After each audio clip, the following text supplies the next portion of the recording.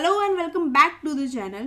सो guys, last time हमने देखा था कि एनाकोंडा कैसे इंस्टॉल करें एंड जुपिटर नोटबुक के अंदर कौन कौन से ऑप्शन है एंड कैसे काम करते हैं। सो आज हम देखने वाले हैं data type in the Python. So मैं आपको कौन कौन सी डेटा टाइप है वो बताऊँ, उससे पहले हम जान लेते हैं कि डेटा टाइप किसे बोलते हैं।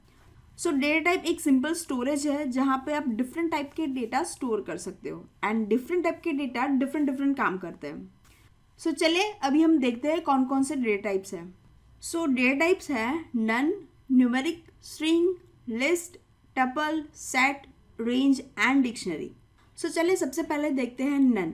सो नन डेटा टाइप कैसी होती है, जैसे फॉर एग्जांपल आपके पास कोई एक वेरिएबल है पर अगर उस वेरिएबल को आपने कोई वैल्यू असाइन नहीं की है तो वो नन टाइप का डेटा हो गया। ओके, नाउ अभी नेक्स्ट है न्यूमेरिक। तो न्यूमेरिक के अंदर हमारे पास है 4 टाइप्स। सो पहली है इंट, सेकेंड है फ्लोट, थर्ड है कॉम्प्लेक्स एंड फोर्थ है बुल। अब जैसे आपको पता है int for the integer value. So चलिए अब हम इंट के बारे में देखते हैं। सो सिंपली अगर आपको इंट वेरिएबल देना है तो आपको क्या करना पड़ेगा, कोई भी एक वेरिएबल ले लो एंड इज इक्वल टू कोई भी इंटीजर वैल्यू डाल दो।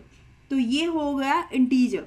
अब आप देख सकते हो यहाँ पे मैंने कोई ऐसा टिपिकल सिंटेक्स नहीं डाली है कि integer a is equal to 4 जैसे हम बाकी सारी लैंग्वेज में डालते हैं। ये टिपिकल ट्रेडिशनल सिंटेक्स है जो बाकी सारी लैंग्वेज में हम यूज़ करते हैं, राइट। हम यहाँ पे बताते हैं कि ए हमारा इंटीजर टाइप का है, बट इन द पाइथन आपको यहाँ पे कोई भी डेटा टाइप डिक्लेयर करने की कोई ज़रूरत नहीं है। आप directly a is equal to 4 डाल दो तो वो ऑटोमेटिकली आइडेंटिफाई कर लेता है कि ए हमारा इंटीजर टाइप का है, क्योंकि बेस्ड ऑन उसकी वैल्यू, अगर आपने उसकी वैल्यू इंटीजर डाली है तो वो ए को इंटीजर ले लेगा। यहाँ पे एक क्वेश्चन आता है कि हमें कैसे पता चलेगा कि ए हमारा इंटीजर टाइप का है। तो पाइथन के अंदर एक फंक्शन है टाइप करके जो आपको बताता है कि पर्टिकुलर वेरिएबल की कौन सी टाइप है। सो टाइप फंक्शन के अंदर मैं पास कर रही हूँ A and now let's run. So हमें बताता है कि ए हमारा इंटीजर टाइप का है, ठीक है। सो आपको यहाँ पे क्लियरली पता चल गया होगा कि यहाँ पे आपको without any data type declaration आप यहाँ पे कोई भी वैल्यू बना सकते हो। सो ये था इंटीजर। सो अभी नाउ नेक्स्ट है फ्लोट। तो सिंपली फ्लोट के लिए भी आपको डायरेक्टली कोई एक वेरिएबल ले लो and is equal to floating value डाल दो, जैसे मैंने डाला है 5.5, ठीक है। Now let's run this and अगर आपको प्रिंट करना हो तो आप डायरेक्टली उस वेरिएबल को भी लिख सकते हो, ठीक है। एंड आपके पास एक प्रिंट फंक्शन भी है जिसके अंदर आप उस वेरिएबल को डाल दो एंड देन आप वैसे भी प्रिंट कर सकते हो, ठीक है। तो बी हमारा किस टाइप का है, फ्लोट टाइप का है। सो अगर आपको उसकी भी टाइप चेक करनी हो तो आप यहाँ पे भी सेम करोगे, टाइप के अंदर बी पास कर दो एंड रन करके देख लो, ठीक है। तो आपको पता चल जाएगा कि बी हमारा फ्लोट टाइप का है। सो नाउ अभी नेक्स्ट है कॉम्प्लेक्स। सो आपको मैथमेटिकल से अगर प्यार हो तो आपको पता ही होगा कि कॉम्प्लेक्स कैसा होता है। जैसे कि मैं यहाँ पे बना रही हूँ C is equal to something 1 + 2j, ठीक है। सो ये मेरा कॉम्प्लेक्स वैल्यू मैंने डाल दी है एंड नाउ मैं सी को प्रिंट कर रही हूँ यहाँ पे, ठीक है। नाउ अभी देखते हैं कि सी हमारा किस टाइप का है। तो सेम हियर टाइप फंक्शन के अंदर मैं पास कर रही हूँ सी एंड लेट्स रन दिस। सो आपको पता चल गया होगा कि हम टाइप फंक्शन से कोई भी वेरिएबल की टाइप को चेक कर सकते हैं। सो नाउ अभी लास्ट हमारा है बुल। तो मे बी आपको बुलियन के बारे में पता ही होगा। सो बुलियन कैसे यूज होता है, जैसे कि आपके पास कोई कंडीशन हो, आपको चेक करना हो कि कौन सा गलत है एंड कौन सा सही है, ट्रू एंड फॉल्स, राइट। तो तब आप बुलियन या बुल यूज कर सकते हो। तो जैसे मैं यहाँ पे कोई एक वेरिएबल के अंदर पास कर रही हूँ कंडीशन 1 > 2, राइट। सो हमें पता है इसका answer either true and false आने वाला है, ठीक है। सो नाउ लेट्स यहाँ पे मैं आर को प्रिंट करती हूँ, देखती हूँ क्या होता है। सो हमें पता चला है कि हमारा आंसर क्या आया, फॉल्स, ठीक है। सो नाउ आप बुलियन के अंदर भी आप चेक कर सकते हो, बुल करके आप पास कर दो एंड देन चेक करो आर किस टाइप का है, ठीक है। सो बुलियन वैल्यू आपको पता चल गया होगा ट्रू एंड आइदर फॉल्स में होता है। और आप सेम यहाँ पे भी आर की टाइप को चेक कर सकते हो इन दी टाइप फंक्शन, उसके अंदर मैं पास कर रही हूँ आर। नाउ अभी उसको रन करके देखते हैं तो आप यहाँ पे देख सकते हो कि आर की डेटा टाइप क्या है, हमारी बुल, ठीक है। सो ये सारी डेटा टाइप है न्यूमेरिक के अंदर। सो गाइज अभी हमारा नेक्स्ट है स्ट्रिंग डेटा टाइप। सो स्ट्रिंग डेटा टाइप आपको पता ही होगा कि वो पास होता है always in the quotation, right. Always हम उसको पास करते हैं कोटेशन के अंदर। सो पाइथन के अंदर अगर आपको स्ट्रिंग पास करना हो तो सेम हियर आपको भी यहाँ पे कोटेशन में पास करना पड़ेगा। पर यहाँ पे आप 3 वे से पास कर सकते हो, जैसे कि सिंगल कोटेशन के अंदर, डबल कोटेशन के अंदर और ट्रिपल कोटेशन के अंदर, ठीक है। सो चलिए हम स्ट्रिंग पास करते हैं। Okay, for example s is equal to, मैंने यहाँ पे पास किया मेरा नाम डिम्पल, ठीक है। सो एस किस टाइप का हो गया, हमें पता है कि एस के अंदर स्ट्रिंग वैल्यू है, तो ऑब्वियसली एस स्ट्रिंग टाइप का हो गया। Let's run this now. आप वैल्यू देख सकते हो कैसी है, स्ट्रिंग वैल्यू, ठीक है।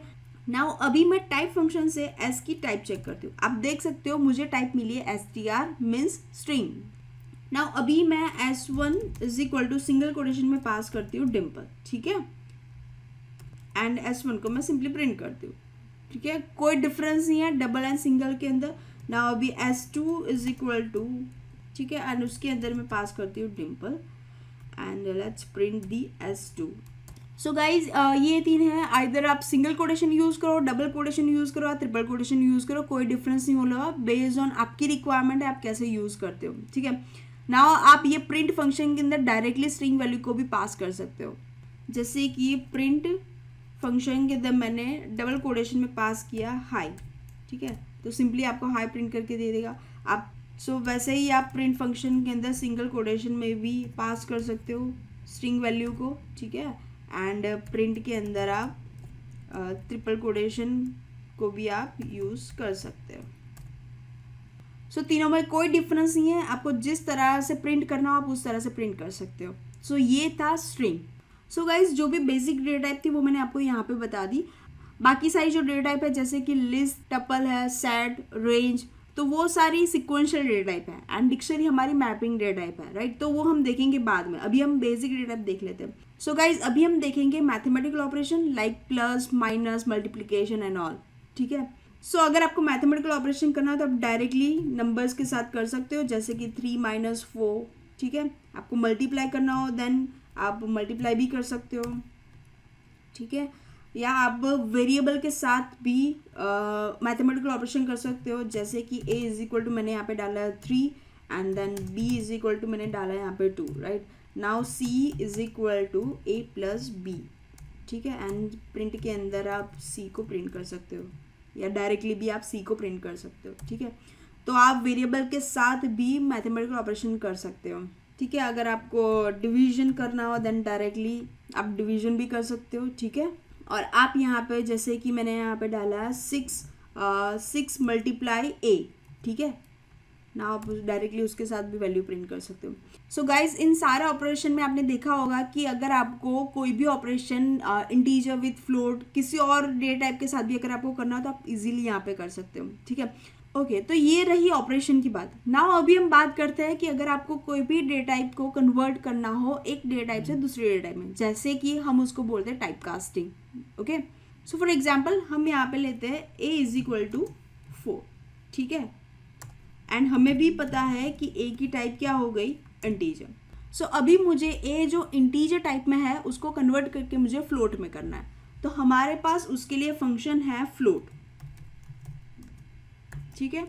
फ्लोट के अंदर मैं पास कर रही हूँ a, ठीक है, एंड नाउ उसको मैं वापस फ्लोट में कन्वर्ट करके a ही वेरिएबल के अंदर स्टोर कर रही हूँ मैं।